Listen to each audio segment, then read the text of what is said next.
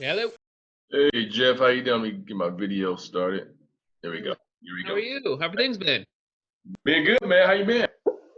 I'm cruising along, just getting stuff done like always. Okay. Okay. It's Hustling. been a long time, man. I don't remember we talked a few Yeah. years ago. Yeah, Kiwi Tech days, if I'm not mistaken. Kiwi Tech, indeed, Yeah. indeed. You still at Kiwi Tech? No, I left this time last year. Okay. About May of Okay. last year. I don't even are you still around there? I don't know what. No. I left years. I left like what 4 years ago, something like that. Okay. It's been a while. It's been a Yeah, while. gotcha.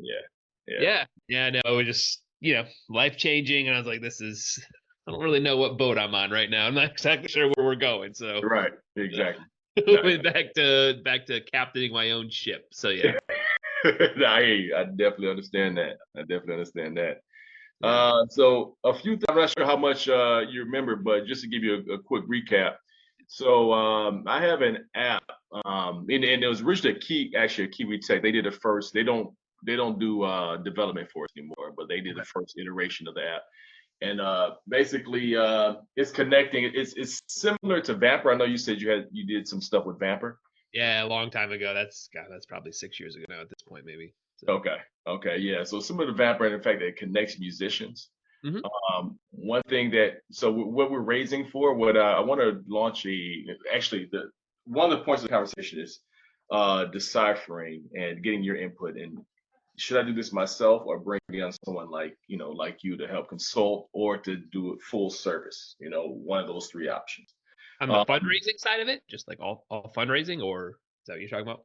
yeah, all the fundraising, the entire equity fundraising campaign. Gotcha. Okay. Yeah, everything. I'm thinking like do it myself, consulting, which consulting, but I basically do a lot of stuff myself, but the consulting, and then also the full service, y'all just do everything. Yeah. And so I wanted to get a lot of information on those three buckets and get your insight on that. Okay. I just remember from our first conversation, I had a lot of gave me a lot of good information, gave me a lot of good insight with everything. I know you Yeah. have a lot of great experience too. But the app is it connects musicians, and the next iteration we want to go is we want to be able to allow musicians to record remotely. And Okay. so, in order to do that, obviously, we're going to have to raise funding. So we're looking at launching a equity crowdfunding campaign. August 15th is a tentative start date. Um, Okay. and yeah, so we're thinking all this is subject to change based Yeah. on, but thinking August 15th, make a 3 month, maybe a 3 month campaign, and just raising in the low end will be 75, and then we're gonna cap it off around 150. Okay. All right. Do you have what kind of data or community have you been building since we last chatted? Like what are the numbers look like? So it's about 3,000 musicians on the app, Okay. around 3,000. Right now we're pre-revenue. So, we have a few premium members, but there's not enough separation between the premium and the free to Okay. really see that much. So we've been really focusing on, we're working on a like a small budget. So we've been focused on really the southeast area Yep. to get the app shored up and everything like that, get some feedback, and then hopefully we want to expand obviously to national and then a global campaign. But that's where we are now. Okay. Okay. Well, let me take the ball here. So a couple things. Uh, it really isn't so much deciding on like the amount you want to raise and just saying like this is what we want to raise. It's does the crowd or the community that you have behind it support that? Also in terms of how you do your audit with whatever platform you're on. You can go in and without any audit or do anything, and you can only raise 124,000 without any audits. That's the ceiling on there. The minute you go past that, you have to go through the audit process, which again requires financial people to get into your books, sign off on everything, and then from there you can raise a dollar more than that. So it really comes down to right now it's incredibly saturated. I've got 15 active campaigns across the board on different platforms and portals. If there's no crowd or community, there's no crowdfunding right now. The portals don't bring you anything. It's all your marketing efforts. It's you knocking on as many doors as possible. Um, the other couple stats that you should be fully aware of before getting into this is we're seeing roughly about 40 touch points before somebody becomes an investor. So, you sending out 3 emails or one text message, it means nothing in this. It's so saturated with noise. The whole world is, right? So how do you become sticky? How are you putting together a plan that says, hey, people know that if they see an email from me, I'm doing something cool in this music thing. I'm connecting musicians, right? Um, so it's getting 40 touch points. That's a lot of touch points in today's world. The other thing is we're seeing about a 60-day attribution window. So if somebody sees an ad or an email or something today, we're seeing about 60 days go by before they even consider investing. So there is no such thing as like it's a short 30-day campaign or 90-day campaign. Those days are just long gone. Really, fundraising has to be approached in the mindset of like, I'm fundraising all the time for the next 5 years, right? Like I'm always fundraising and I'm always looking for opportunity to bring on investment. And now what is the right exemptions to use, whether it's a Reg CF, a Reg D, which portal you're using if you're going to stay live for this long. So it really has to be thought more in those terms than in 60 days we'll raise $124,000 because I'll email 3,000 people. Like it's just not how it's working at all right now. And the other part of this too is the real work is to be building out a investor CRM system that's where you are having conversations. It's where you're building out your workflows and your automations, basically your if this then that's, and I'll show you what that looks like here in a second. So that way hey, somebody opens up an email 3 times, boom, you hit them with an SMS. They don't read the SMS, another email happens the next day. They open your email and they write a question, you respond to them immediately. It's that sort of quickness that's happening behind the scenes, so that you're then looking at your kind of the 3,000-foot view and saying, hey, I've got 100 investors that are kind of talking to me. They're in different stages. They're at like 25 to maybe 30 touch points. We think that they're really going to be closing once they hit past 40, but we're just not there yet.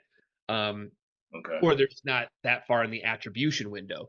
So that's what a lot of the work is right now. The portals are all incredibly saturated, meaning there's just so many deals up there, right? Other things to think about too is think about there's 4 personas in every single campaign right now. Persona number 1 is people that know you personally, know the brand, but have no idea what equity crowdfunding is, right? Is it a GoFundMe? Is it a Kickstarter? Why am I giving you money? Do I get a hat and a t-shirt? Like, what is this thing, right? And you have to really remember, you're going to send people that to a website they've never heard of for them to put their social security number in, right? Like, whoa, that's a pretty big ask in today's world, right? Right. So you think about that first persona is all education based. Click here, push this button. This is why you're doing it. This is what you get out of it. This is what it means, right? Second persona is people that know your brand and know crowdfunding. That might be 20 people right now. I don't know any startup I've ever worked with that has 5,000 people, right? There's just small group of people. Right. Third persona is people that know crowdfunding but don't know your brand. So if I put you in my newsletter, it goes out to 32,000 investors. You're one of 10 other campaigns, right? If you're on WeFunder, you're one of 1,000 other campaigns that are actively raising. So why you over somebody else? Right. The fourth persona is people that don't know either, don't know your brand and don't know crowdfunding. So think meta ads, right? Like, so in meta ads, I've got to have a budget of at minimum about $1,500 a day just to get enough traffic through the pixels, just to get enough eyeballs on it. So again, you've got to have a pretty good sized budget to focus on number 4. So with that in mind, now you start looking, it's persona 1 and persona 3. That's where the investments are going to ultimately, come from at the end of the day. So that's, think about those things. Those are the stats we're seeing right now. Those are the personas. I'll give you this here too. The other kind of thing to be thinking about is that there really isn't any sort of scenario on your 3 different versions. If you're not doing the work, you as a CEO, you won't raise any money, right? Like I put the ball on the tee, you have to swing the bat. You're ultimately getting on a call with an investor and closing the deal. You're responding. And the reason that is I actually can't do that for you because of the SEC, right? So my job is to constantly put investors into your funnels and flows. That makes sense. But after that, like you've got to take that ball and get it over the goal line basically. Right. So kind of jumping in, this is the mind map that you've really got to be thinking about. It may not be to this degree, but it's going to be something like this. I'll zoom in here a second. So 90%, 95% of your investors are going to come from what we call your internal sphere of influence, meaning there's no algorithm in the way of this. I can text message them today. I can LinkedIn DM. I could have a WhatsApp, right? Like I Okay. can reach out to that person, right? So that's your internal sphere of influence. Your external sphere of influence, it's a social media post on Facebook. Who is seeing that? Does anybody even care? It's just a bunch of noise, right? Mhm. If you put up a press release, nobody sees those, right? Nobody sees that stuff, right? So you really have to have a Venn diagram of like most of, your internal sphere of influence is where you're really putting a lot of importance, but your external is how people at least get to becoming an internal. They might start over here, but they move into being more inside baseball. And Okay. another version of this is, you got to get people aware that you even exist. This is actually the hardest one right here. This is people reading your content. We are all on endless doom scrolls. We could be on TikTok for the rest of time and never get to the bottom of the bucket, right? So you have to remember when you're putting out content, you're just adding noise into that. So why would they even read what you're posting or absorb it? So Right. that's the hardest one. Once they do absorb it, maybe they opt in. That's great. They opt in. Um, and eventually, after those 40 touch points, they might become an investor. And then the holy grail is that they tell somebody else, right? They say, hey, I invested in this thing. So, kind of with that in mind, you start looking at, you're going to have some sort of offering page. Let's say this is a WeFunder page. You're probably going to have outbound email going out, right? So you have to have different domains and different email addresses so that you're not blacklisting your current domain. Mhm. You've got to find investor data. So now if we're working together, I've got about 600,000 investors in my database, but they're not all right for you. We have to go in and find, hey, these people invest in apps, they invest in entertainment, they invest in whatever the data Right. is. Right. But you should be thinking that that is just a seed audience. So just like I might go plant some tomato seeds in my garden, I can't tell you how many tomatoes actually come out of it, right? Like they're Mhm. seeds. They're like, yeah, they look like they make sense. So that's your data. Here's your cold email. Ads. I don't even touch them really anymore until at least a campaign does about $250,000 because Okay. it's just hard to do right now without that. And then you have your newsletter. This is the people that have opted in, and you're sending out 2 or 3 of these a week to people in your offering page. Okay. So then you get into, well, you got to get more people into the flows. So every issuer right now is building out a lead gen funnel, and that's this one right here. And what that is it's taking that investor data. You've got your outbound email system. You're driving everybody into opt-in pages. Hey, are you interested in this deal? Are you interested in learning a little bit more? Are you interested in Darryl? What I've done in the past, right? Just like you're just trying to get that interest. Once somebody opts in, we get their email address and cell phone number. Then I'm doing a 20 to 25 drip nurturing sequence over the course of a month, month and a half. So this is how I'm getting those touch points up. So I'm, almost every other day you're getting something from me. Okay. And all of those are going to the offering page. Third funnel is going to be an evergreen webinar. So this is, a 10 to 20 minute video of you going through your pitch and your slide deck. You're going to drive traffic into there. They opt in. That data goes up into your ESP, and then that nurturing workflow happens after that. And then the last funnel is what we describe as kind of click-through funnels. These are long-form articles. So here would be an example of one. I'll pull one up here real quick. So they're long-form articles, you know, about you and what you're doing. Yeah, okay, they can opt in, and they have a learn more. So again, it gives another opportunity. If people want to read a little bit more, they can go here and read an article about you. Okay. So, so now those are your 4 funnels, right? Then you're going to keep stacking those on. Now you get into like kind of content in today's world, right? Like how we're putting out this much content. So this is where you get it into, let me go into here. Almost everything is starting from long form content. So podcasts, long form blogs, From there, you get all your short form content. So I have a podcast, goes out every Thursday. It's an hour long. From that, I get between 45 to 60 videos, the 15-second, 10-second videos. All of that dumps into your social. All of your social channels should push to one opt-in page. Once somebody opts in, then there's like a free resource. There's 10 reasons why musicians need to connect remotely. And then in 2025, I don't know, whatever it is. From there, you book a call, get an investor, or you move people over into what we call like a schooling or a group or a Discord. This is where you're creating community. You might have 100 musicians talking, openly about stuff or pain points that you're solving, right? You're Right. creating that sort of community around there. So when you take kind of one more step into that, I'm doing roughly about 10 videos per day across all of these channels. So all that short form content. That gives you attention. From attention, you get brand awareness, or people go into sales funnels. Those are the two options, right? Okay. Sales funnels, you get bookings, you get investment. Brand awareness, hey, people at least know you exist. Ads we talked about. Outbound, your emails need to get up to about 1,000 to 3,000 outbound per day.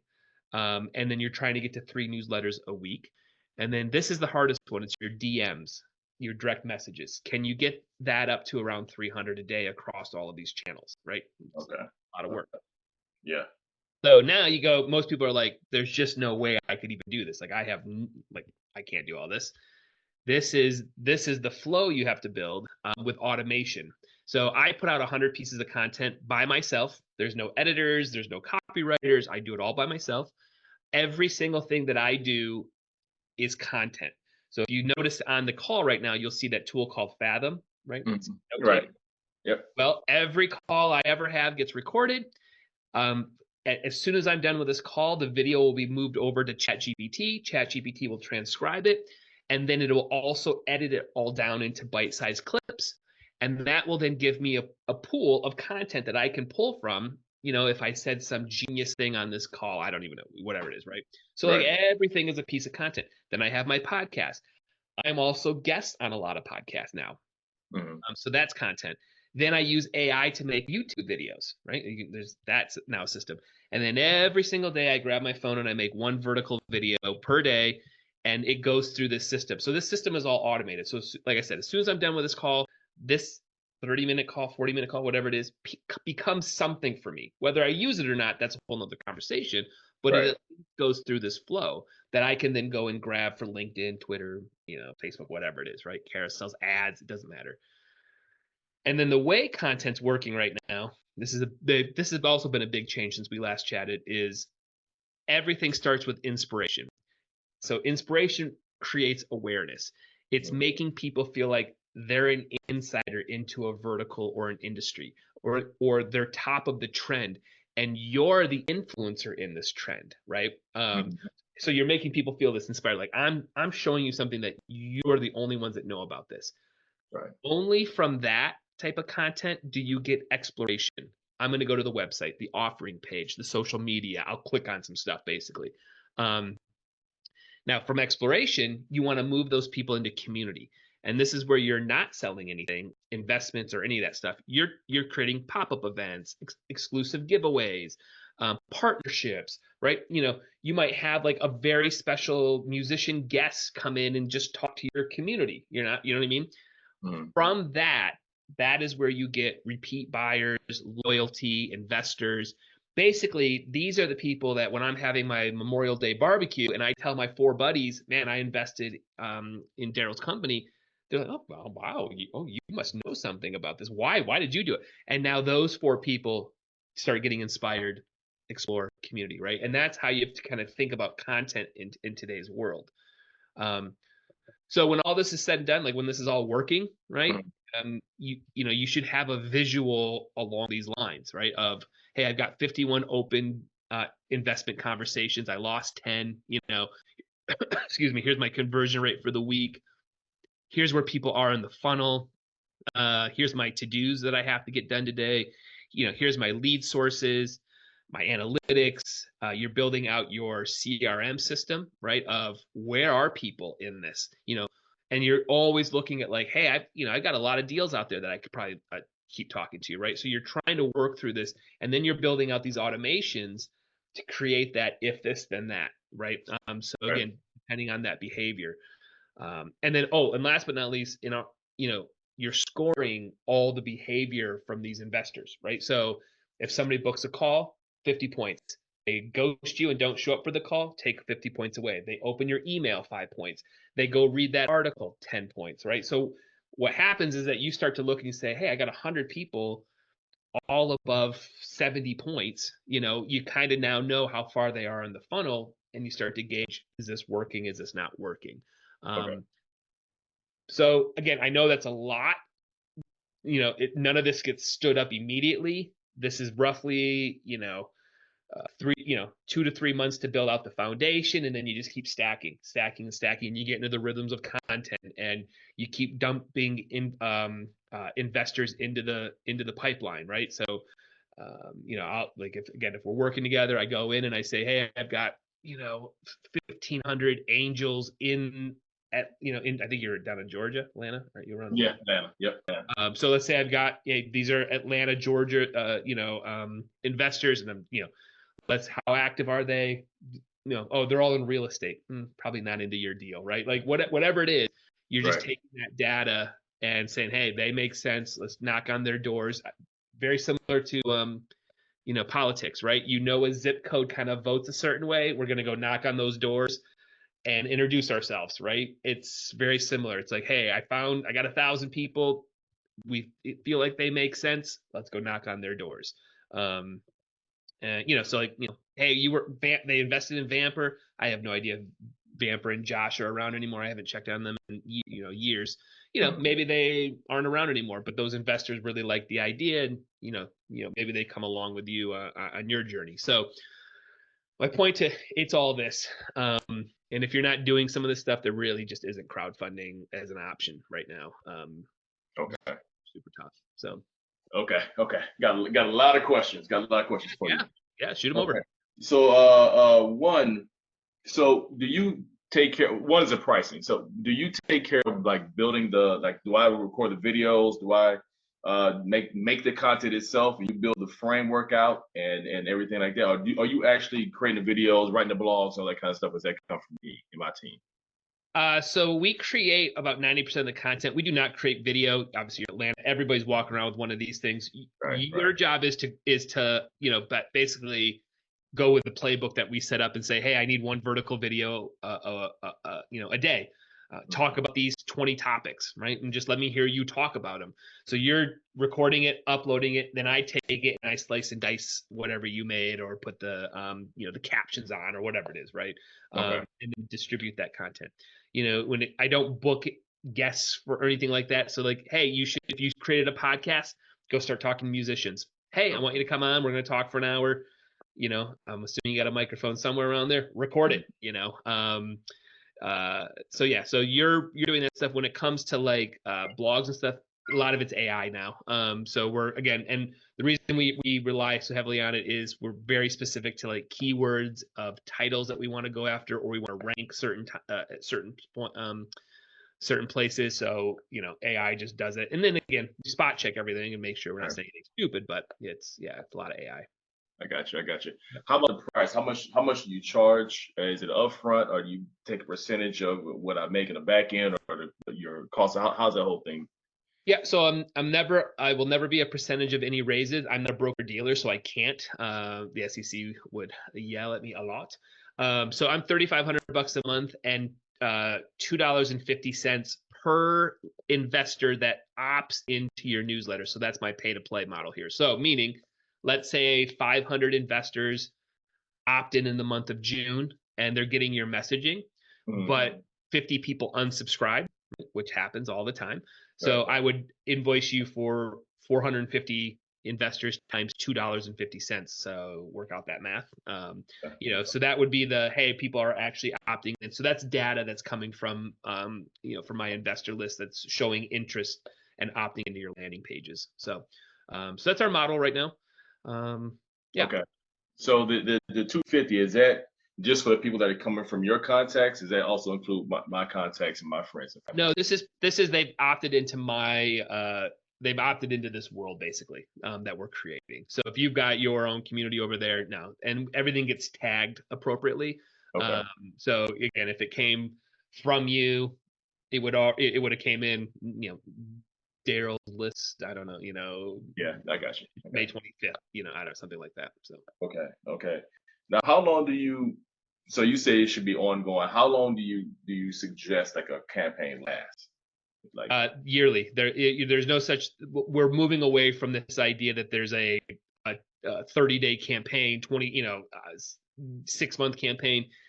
If you're not approaching fundraising with a 3 to 5 year mindset, right? Like, okay, I'm going to build out this infrastructure. I'm going to start to, basically churn through contacts and investors.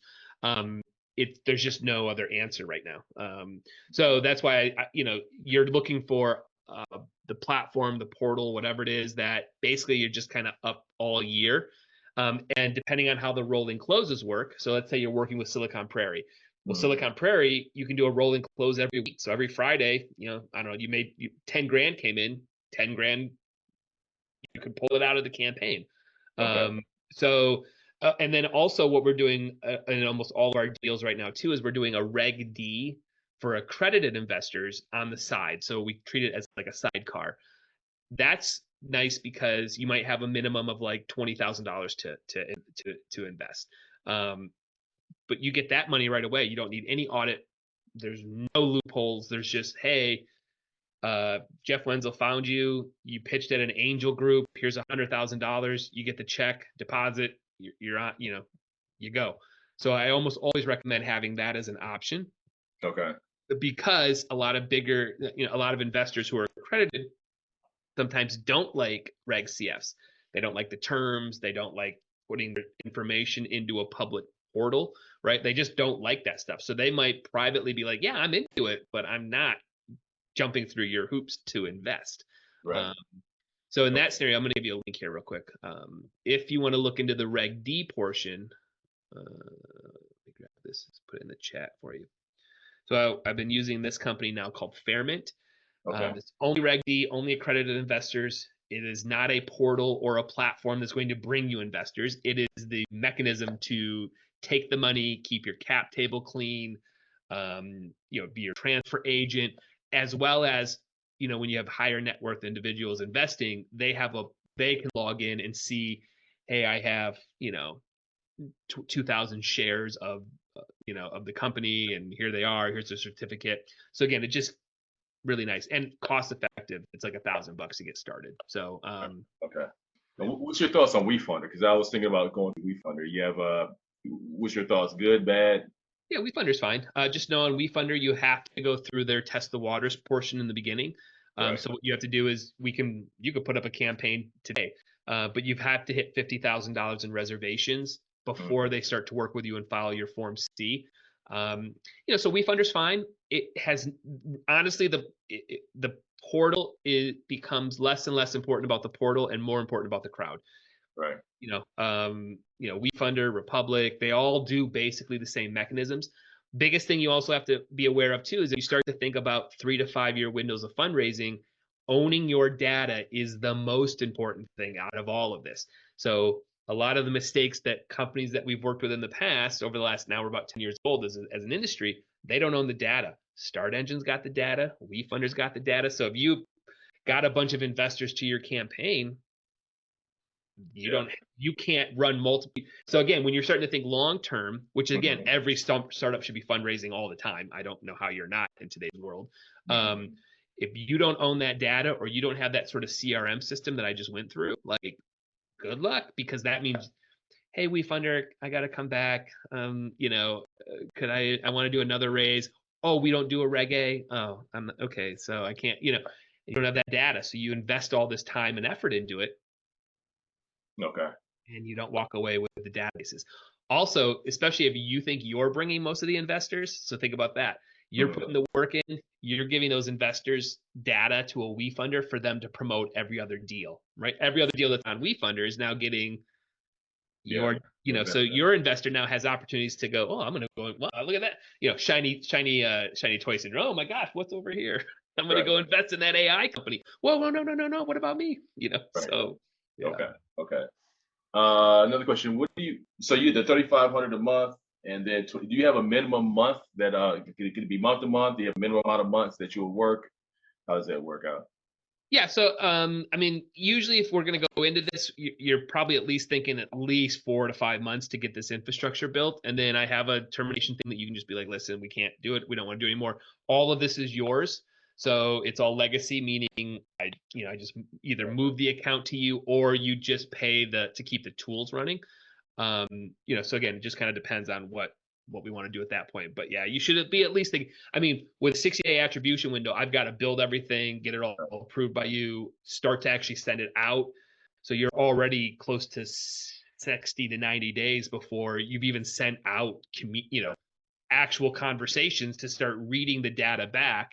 And then the other part of this is, there's no such thing as like hitting a home run with your very first swing at the bat, right? So it's like, hey, we wrote 20 emails.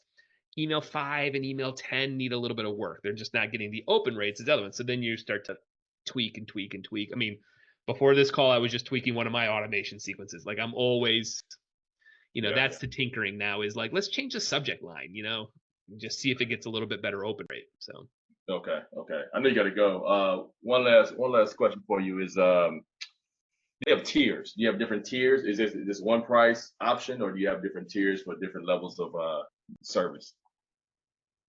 it's pretty much a one system. It requires, there's no like, oh, I'll just do this one little thing over here. We just don't work that way. Yeah, so we jump in on, and you're looking at me as like truly your, fractional CMO for the next however long, right? Quarterbacking, pulling levers, having in-depth conversations on strategy and like what is happening here? Is there a problem with the product? Is there, you know, I'm the guy that has to tell you maybe you're not investable. Like just when you got up, you didn't pitch very well, right? You know what I mean? Like, hey, what happened there? It didn't feel very good. Our pitch deck's not working very well. So, I'm that kind of guy behind the scenes. So for some of it doesn't make sense, but yeah, we just don't have I'm just going to run the Facebook ads. Right. I got you. That makes sense. That makes sense. If I have any more questions, you mind if I email you? If I Yeah, have of other course. Just questions? shoot emails. Yeah. Yeah. And then what would be the next step? Like, what would bring you on board? Would I just email you? That would start the next step. How would we?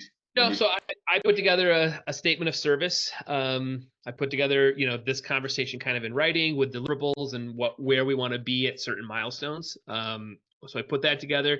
Typically, we do one more follow-up call because I want to walk through the visuals that you just saw, which was a lot, as well as the proposal. Like, hey, I am here right now. I need you to realize we're here, not here, right? Like, so I just kind of walk through what that looks like. If you feel good about that, you sign a contract with us. And then from there, I plug you in. We use Basecamp 3 as our project management tool. So then we do our onboarding calls. Then we do our our personas, our investor personas. Like, who do you really think is going to invest in this? Mhm. Is it male, female, certain regions?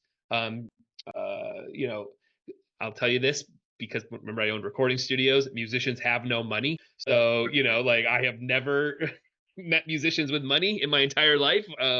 So are we targeting musicians for investment? I don't know. Are we targeting very successful musicians? Or who maybe got to some sort of status in our mind. But now in that scenario, are they more partners at that point? So you just have to kind of like, who are we reaching out to so that we can then, you know, find the story in there, find the positioning. And then after that, we do this thing where we say, hey, what are the 30 objections as to why you wouldn't invest in this, right? Like, why wouldn't you? And then from there, that starts to guide. We want to have an answer to kind of each one of those objections.